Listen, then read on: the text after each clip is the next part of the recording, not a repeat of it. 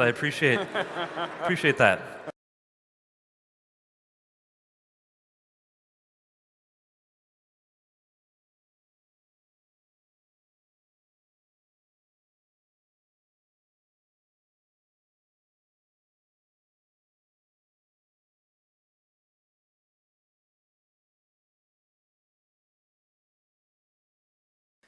And people might say, where? Where did we start seeing the Trinity in the Old Testament?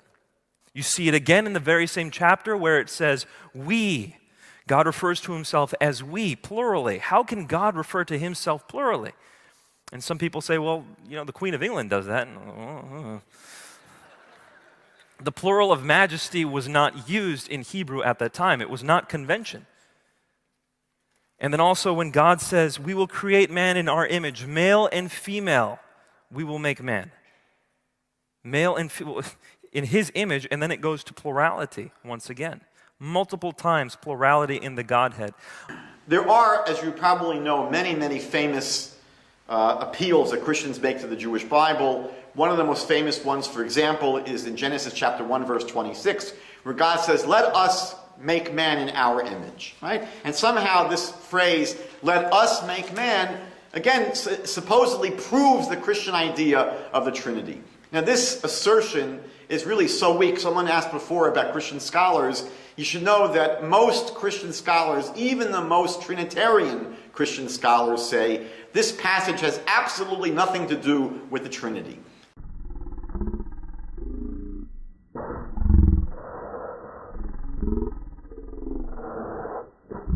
You should know that most Christian scholars, even the most Trinitarian Christian scholars, say this passage has absolutely nothing to do with the Trinity.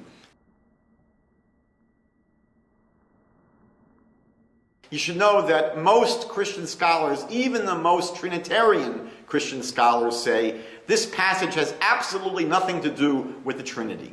They will either say that this passage where God says, let us make man in our image, they refer to it either as God addressing the celestial beings in heaven. So in the creation of man, God addresses the angels, the heavenly court, and God speaks to the angels and says, let us create man. The rabbis say that what God is doing basically is teaching an ethical lesson that when we do something, we should consult with our subordinates. Or, and this is not just a Jewish assertion, many Christian commentaries, the most conservative evangelical ones, say that's what's going on here, that God is addressing the angels. Other Christian commentaries, as well as Jewish commentaries, say this is what's referred to as the plural of majesty.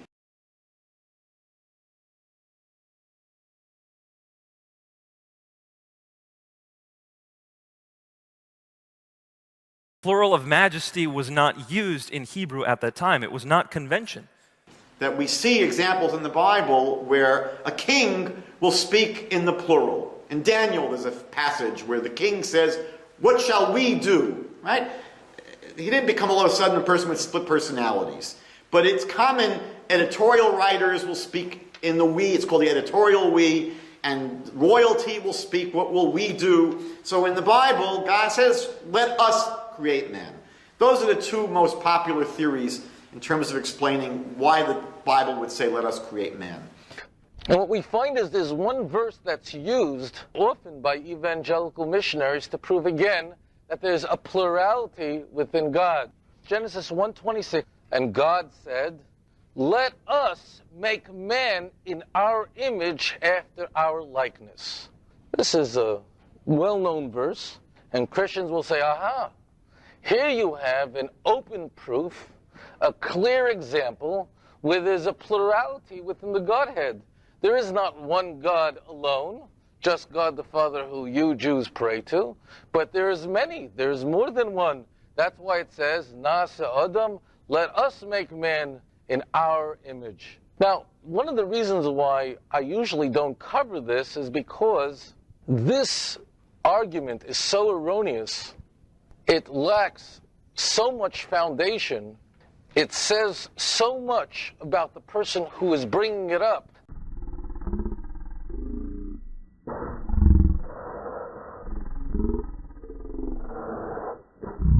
that even the vast majority of Christian scholars who are Trinitarians will tell you that this in no way points to the Trinity. None of these men would be considered a foe of the Trinity. G.J. Wenham. Christians have traditionally seen Genesis 1:26 as enumerating. And by the way, I always feel that anyone who uses such a fancy word like that has to be right, which means foreshadowing the Trinity. It is now universally admitted that this was not what the plural meant to the original author. If you take out an NIV study Bible, these are not Unitarians here. If you look under the commentary of Genesis 1:26, where it says us, our, God speaks as the Creator King, announcing his crowning work to the members of his heavenly court. The Ryrie Study Bible, oh boy, I mean, the person who put that together comes from Dallas Theological Seminary. We're dealing with a very conservative Christian here. We're not dealing with liberals here. The Plurals of Majesty. The Liberty Annotated Study Bible. Did you ever hear of Jerry Falwell? Oh boy, right? He's certainly no foe of the Trinity. It explains that this is certainly most likely speaking of a majestic plurality. What do these men mean? Why are they saying this? I mean, they're all people that would have loved to use Genesis 1:26 as a proof of the Trinity. There would be no question that if they saw there was any way to use it, they would love to put their hands on it. Even they understand that they're going to have to forego Genesis 1:26.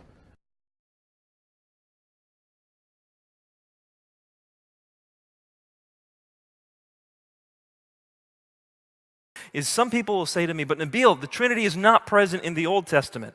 This is something new that Christians came up with. Is that the concept of the Trinity only came up after Christians already accepted the deity of Jesus. It was an effort, a philosophical effort to justify something they believed already, an absurdity they believed already. To believe a man is God, they had to come up with an idea of the Trinity. It wasn't that they first came up with the idea of the Trinity and then they said, oh, Jesus is the one that fits into the Trinity. Before Jesus came to the world, no one thought of the Trinity. So the Trinity is an excuse for idolatry.